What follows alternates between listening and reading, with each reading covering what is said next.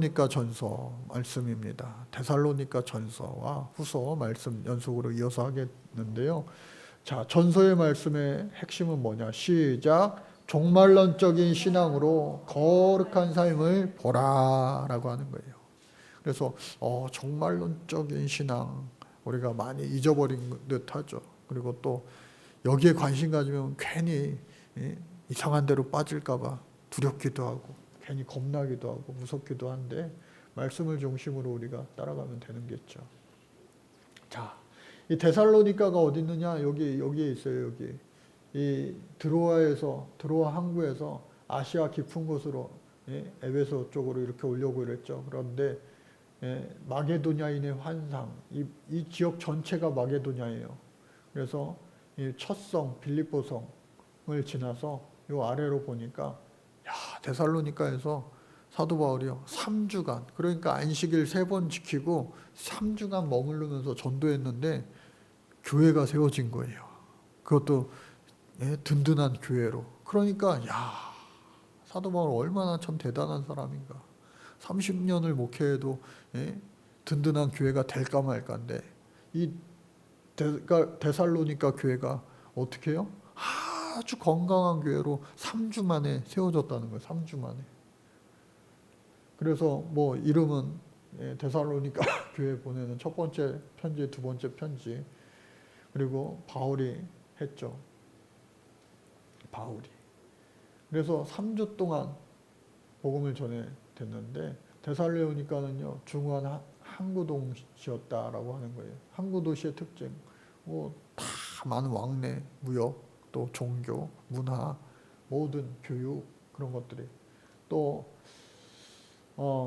이 데살로니가 이름이 본래 다 이름이 있었는데 이 로마의 왕들 또 그 사람들이 장군들이 다 자기 이름을 따서 알렉산드리아 도시 그리고 자기 부인 이름을 따서 또 사랑하는 딸 이름을 따서 그렇게 네 도시야 이렇게 정복지에다 이름을 불렸어요. 그래서 필리방의 딸 또 알렉산더의 이복누인 데살로니카의 이름을 따서 데살로니가로 이름을 명명했다. 참 이게 피식민지 국가들의 아픔인 거죠, 사실. 피식민지 국가들의 아픔. 그래서 20만 도시였다. 20만 도시였다. 상당히 큰 도시였다라고 하는 것을 알 수가 있고 또 그리스의 우상숭배 환멸을 느낀 이방인들이 유대종교의 윤리적인 유일신의 매력을 느꼈다. 많고 많은 신. 아덴에 가서는 어떻게 해요? 이름 없는 신도 있었잖아요. 온갖 모든 것들이 다 신이에요. 일본도 신이 수백 가지가 된다 그러는데 이 그리스 신화에 있는 그 많은 신화 이야기가 다 당시에 말 그대로 신의 이야기잖아요. 그런데 하나님 한 분밖에 없다는 거예요. 그리고 아들 예수밖에 없다는 거예요. 그리고 운행하는 성령.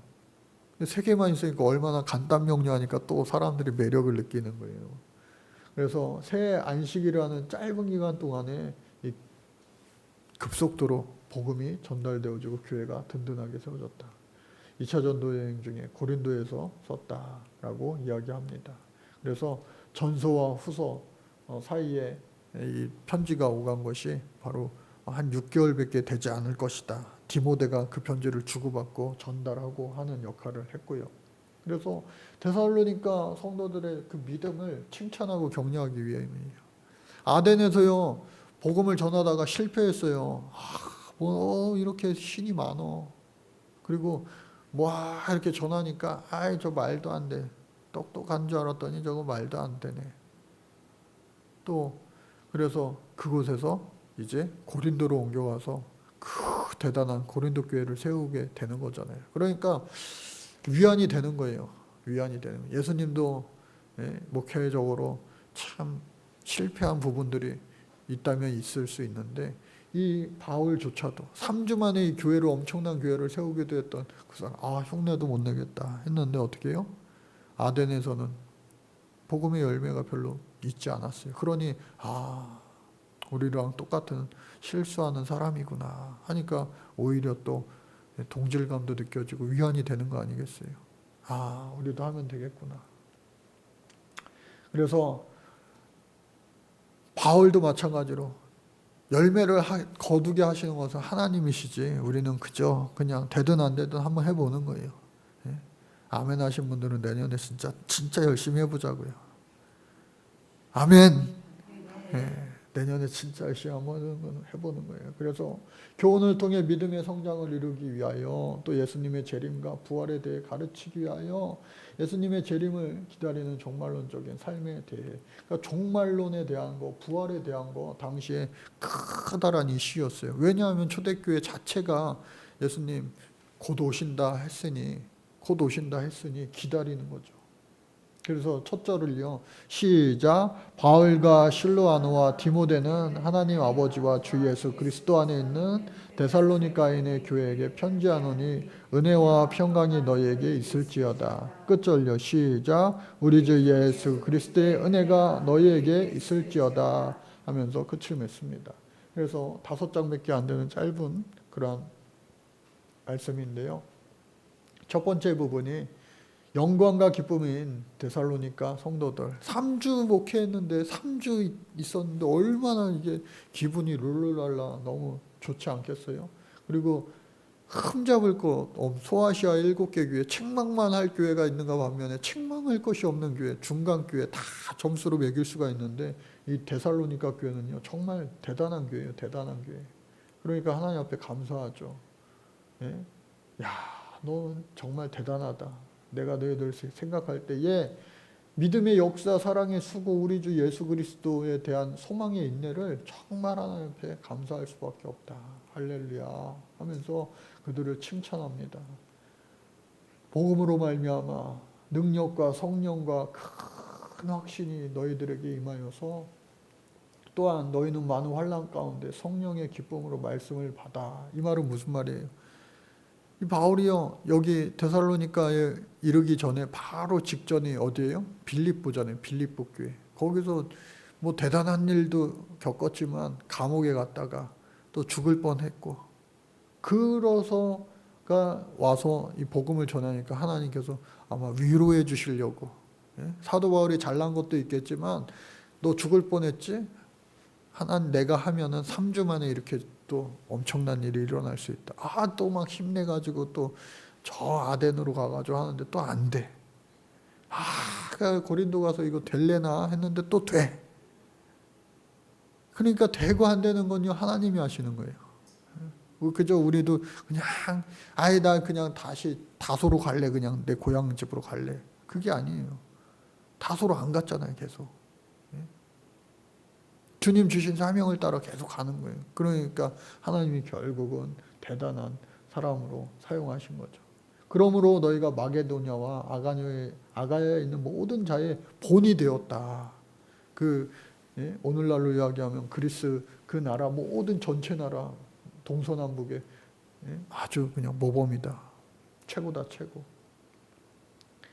그래서 내가 생각해 보니까 고난 중에 내가 복음 전했다. 말씀드린 것처럼 빌립보에서 고난과 능욕을 당했으나 잊지 못하는 거예요.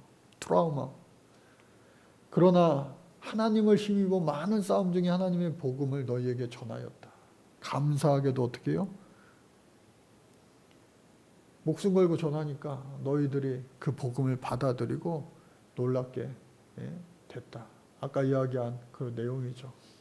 감옥에 투옥되었으나 또 감옥문이 열리고 다 간수장 가족을 구원하고 세례해주고.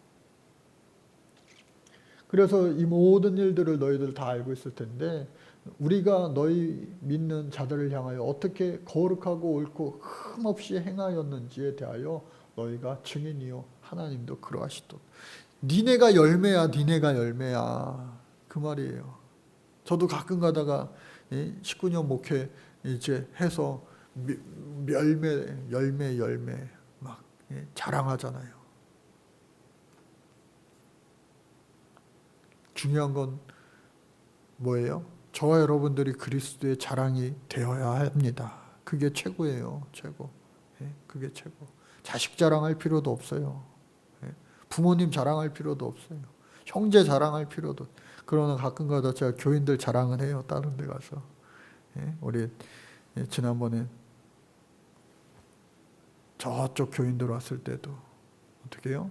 말레이시아, 중국, 화교도 왔을 때도 우리 교인들이 이런 교인들이랍니다. 대표해서 1층에 몇 분 계실 거예요. 그래서 여러분들 서로를 자랑하지만 진짜 자랑할 것은, 열매도 물론 감사하지만 진짜 자랑할 것은 그리스도밖에 없다. 그래서 데살로니가 성도들이 고난을 이겨내다라고 하는 거예요. 얼마나 고난이 이들에게도 많겠습니까? 다 초대교회는요, 예수 믿는 것이 영광이 아니라 고난이에요. 고난. 그러함에도 불구하고 열심히 함으로 말미암아 기쁜 거예요. 기쁜 거예요. 그들이 유대인들에게 고난을 받음과 같이 너희도 너희 동족에서 동일한 고난을 받았느니라. 그러니까 이게 마귀들 역사예요. 마귀 역사. 여러분, 성령의 역사, 마귀 역사 구분하시고 이길 수 있기를 간절히 바랍니다. 이길 수 있기를 바라요. 성령의 역사. 그래서 유대인은 주 예수와 선지자들을 죽이고 우리를 쫓아내고 하나님을 기쁘게 하지 않고 모든 사람이 대적이 돼요. 이것이 이 사람들의 역사가 아니라 어떻게 해요? 이 사람들을 조종하는 마귀의 역사였다라고 하는 것을 알 수가 있어요. 그러나 어떻게 해요? 이기게 하신다. 이기게 하신다. 그 고난을 받아도 이기게 하신다. 아유, 편지 쓰다 보니까 보고 싶네. 보고 싶어. 보고 싶어. 보고 싶은 거예요. 그래, 보고 싶다. 만나고 싶다. 그래, 대신 디모데를 보내서 이제 편지를 보내죠. 너희 믿음을 위로하고 어떠한 환난 중에도 흔들리지 않게 합니다.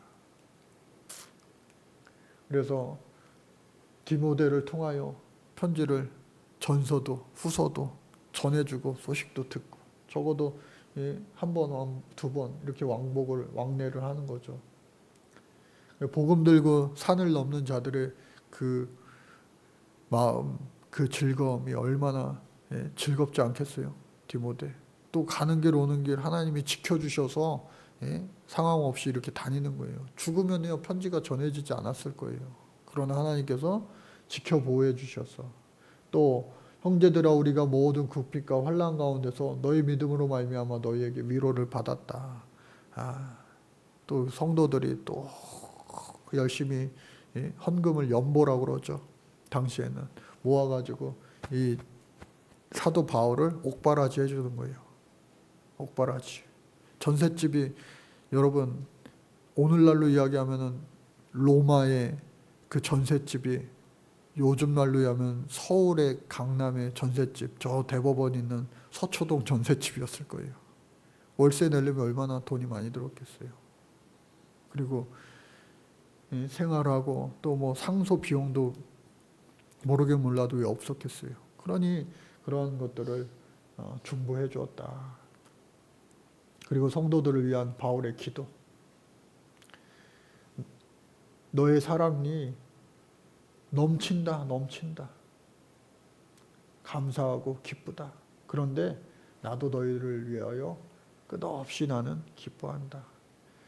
자, 그리고 이제 두 번째로 가서 나무랄 것이 없지만 더 거룩하게 형제 사랑과 근면한 삶, 이걸 가지고 다른 데서는 얼마나 고린도 교회 특히나 대단하게 뭐 예언하고 방언하고 막 난리를 해도 니네 맨날 싸우고 그러면은 하나님 하나도 기뻐 안 하셔. 형제들이 다 잘 돼가지고 부잣집으로 살면 뭐합니까? 맨날 싸우고 소송 걸고 하면은 그 부모의 마음이 기쁘겠어요? 억장이 무너지죠. 하나님이 마찬가지라는 거예요.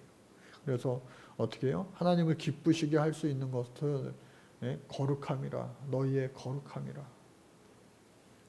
그래서 이방인과 같이 그 지역이 아까 말씀드린 것처럼 대도시, 무역하는 도시, 그러니까 마시고 놀고 하는 데가 많은 거죠. 그렇게 살아가지 말고 부르심대로 거룩하게. 거룩은 뭐라고요? 구별됨. 한번 따라 볼게요. 거룩은 구별됨입니다. 거룩은요 구별됨이 있는 거예요. 세상과 구별되는 거. 그래서 형제 사랑에 관하여 너에게 쓸 것이 없다. 야, 이 정도 되면 얼마나 좋겠어요. 기쁨 시원. 너네는 진짜 싸우지 말란 말 할 필요가 없어. 서로 사랑해라 할 필요가 없어. 왜? 잘하니까. 태서 은서도 그래요? 하원이랑 여운이도 그래요? 여기는 3명이네 또.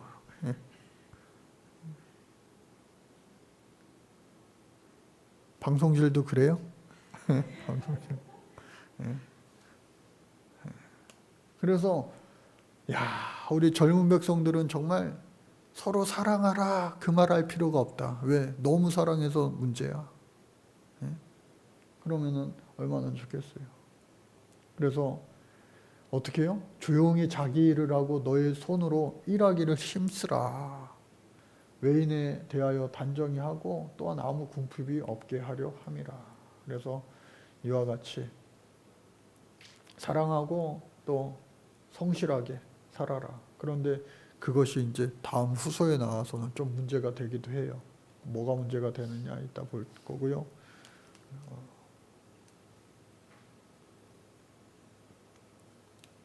자, 그래서 주의 강림, 재림이 부활이 그 당시에 중요한 이슈라고 말씀드렸죠.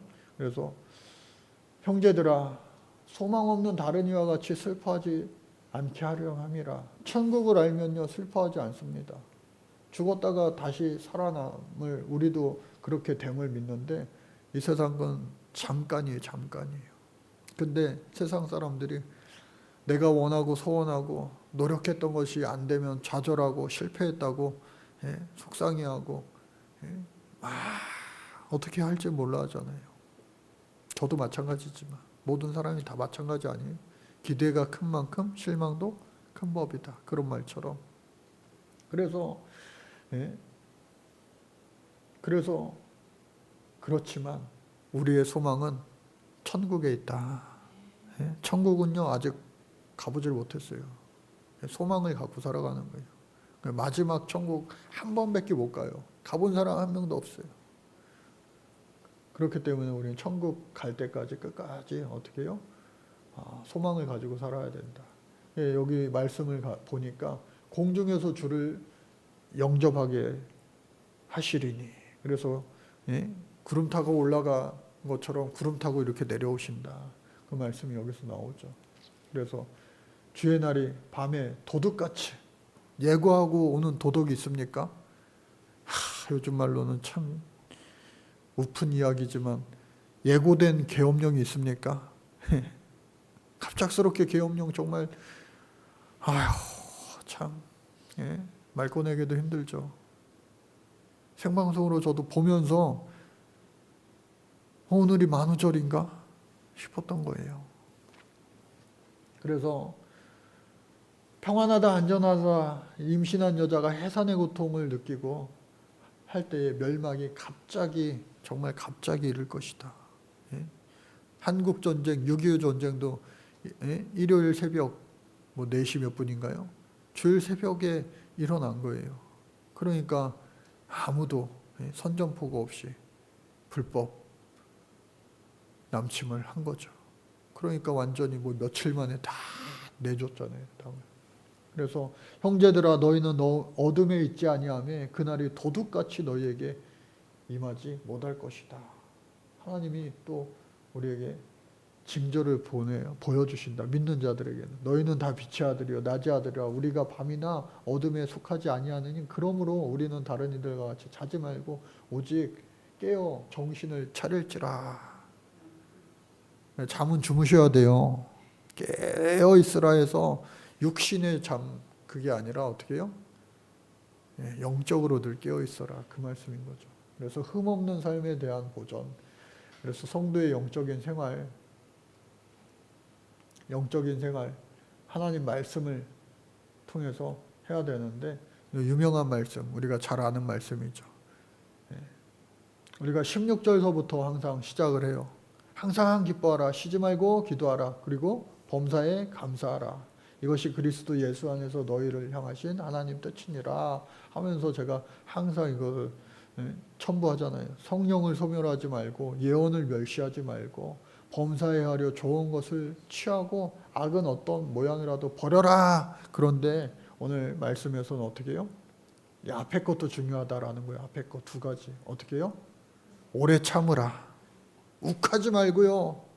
예? 욱하지 말고 오래 참으라. 10번 욱할 것을 예수 믿으면은 1년에 한 번씩이라도 줄여서 10번이 9번 되고 9번이 8번 되고 8번이 7번 되고 예? 그렇게 돼야죠.